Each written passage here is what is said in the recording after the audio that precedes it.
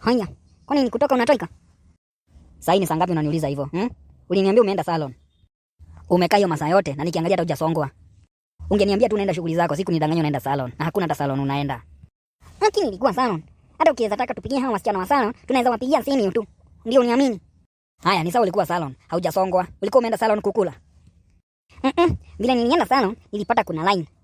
Na sasa ujue salon ni kama bank tu. Hamwezi enda uruke watu. Vile nimekaa, nikaona utakasirika. Hata nikawaachanisha nikakuja ndio ufurahie. Lakini wewe haufurahii hata kidogo. Hakuna kitu ya kufurahia, kwani salon ni moja. Si ungeenda hiyo salon nyingine? Anki, wacha kukasirika. Usikasirike tu. Unajua hapa kwa salon nimesikia wakisema ati kuna watu waliwachana alafu wakaitishana ile meno walikuwa wameekeshana. Mimi siwezi taika. Wacha hata meno. Wewe tukiwachana nitakuitisha kichwa kwa sababu ile akili iko ndani ni mimi nimeweka.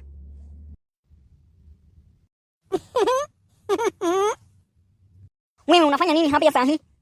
Mama, haujaambiwa vizuri. Guy. Kwani wewe haujuangi michezo ya watu wakubwa? Hivyo ndivyo watu wakubwa wanaongeanga. Sawa Toito?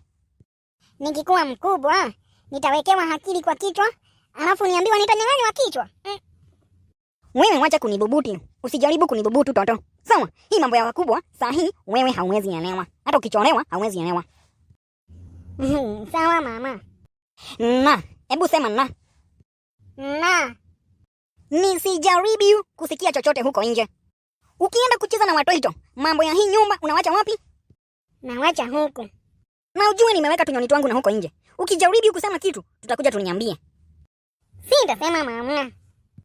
Ukisema nitakuretaliate. Sawa? Sawa.